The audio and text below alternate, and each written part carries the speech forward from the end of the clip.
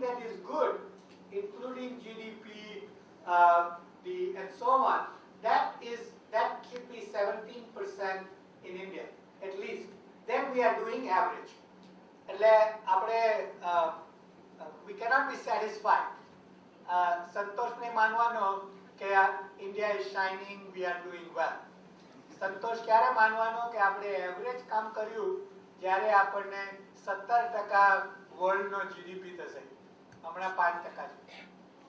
So that means lot of work, lot of responsibility on all of you to see that that happens. Yes, please. Yes, please stop me anytime. By which year do people want to achieve 17% minimum? कौन सा वर्ष तक हो जाएगा? By which year you people want to achieve this 17%? By 2015 or 2020? 15. अच्छा 15 वाला race करो. Thank you. 20 वाला रेस करो. तो हो जाएगा. Whether it is 15 or 20, 17% आ जाएगा.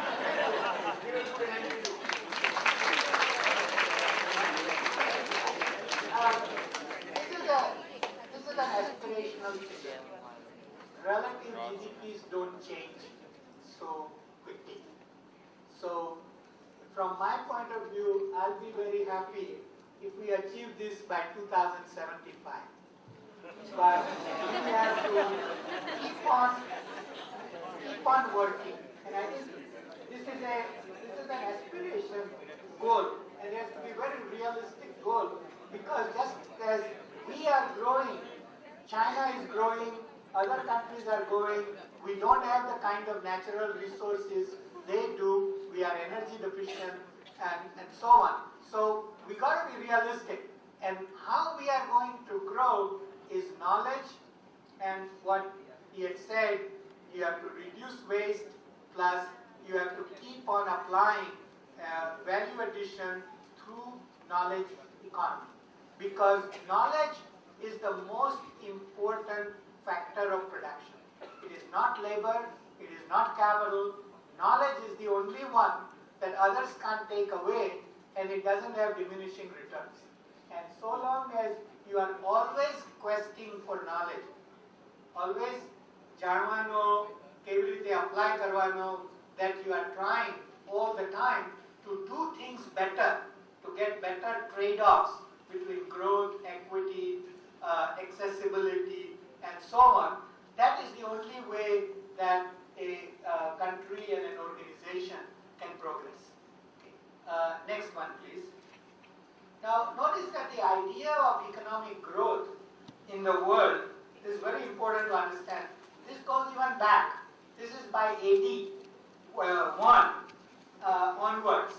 And if you see the per capita gross domestic product from AD 1 in last 2000 years, we only began to take off in the world from 1950. And what happened was, because of a variety of reasons, between 1950 and 1980, we were not able to grow very fast. But we have been able to grow very fast, still below our potential, we can still do better, since 1980, and our challenge is to continue that, because next set of slides I am going to show you is going to be very, very important set of slides, because the way our demographic trends are going to move, it will require us to grow at high rates if we want social cohesion and provide enough opportunities for the young people that are coming up. The next slide, please. Now, this slide here shows that total population of the world will grow from 6.6 billion in 2007 to 9.2 billion in 2050. Okay. And the total fertility rate will decline from 2.6 to 2 in the world. Now, what is the total fertility rate? If we take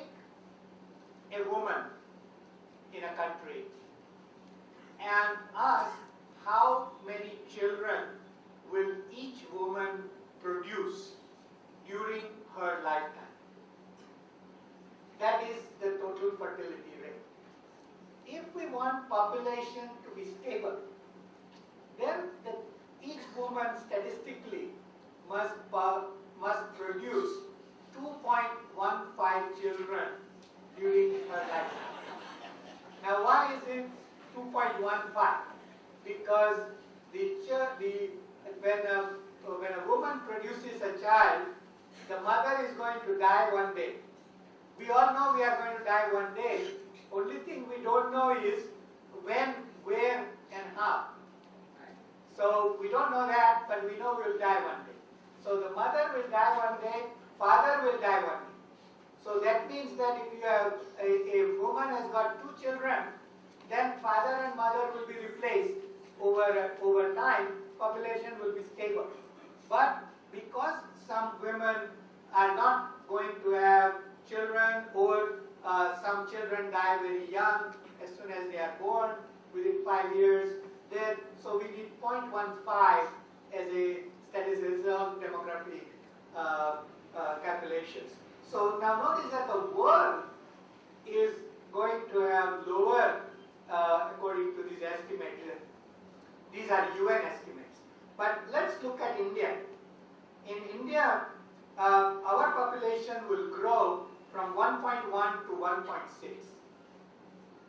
And our fertility rate, it is 3 written here, but actually it is 2.6 now at this point. This is earlier projection. And we will go to 1.8. So we will go below the replacement rate. The only question is when.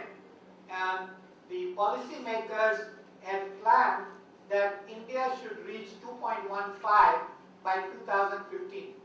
But it seems that the way, while some states, particularly in the south, have already are below 2.15, there are many in the north, UP and Bihar and so on, they are much higher than 2.15.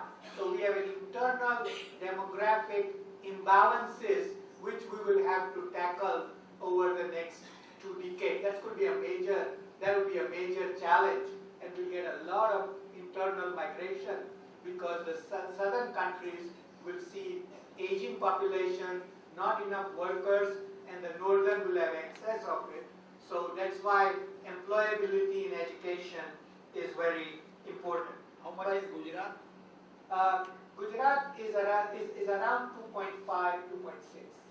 So Gujarat will have to come down, and I hope it comes down to about 2.15 by the 2015-2016 date. Please help us.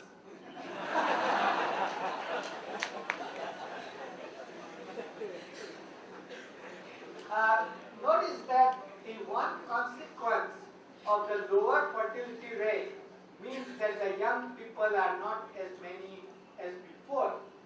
But so the median age of the population goes up. So you get a lot of people who are on the dais of that particular age. And that raises the median age of the population.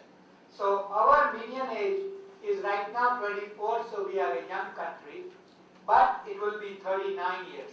So half the population, as you know, median, half the population of India will be above 39 years, and half will be below 39 years. So these 2 decades or 3 decades are so extremely critical because a lot of young people are going to come in the job market, and they will need to be provided with the livelihoods in that particular period before the aging process takes over. And not only that, the life expectancy will increase. It will come to 76 years on the average. And in every country, women live longer than men. So I've never understood why women are called weaker sex, because they have more biological strength to live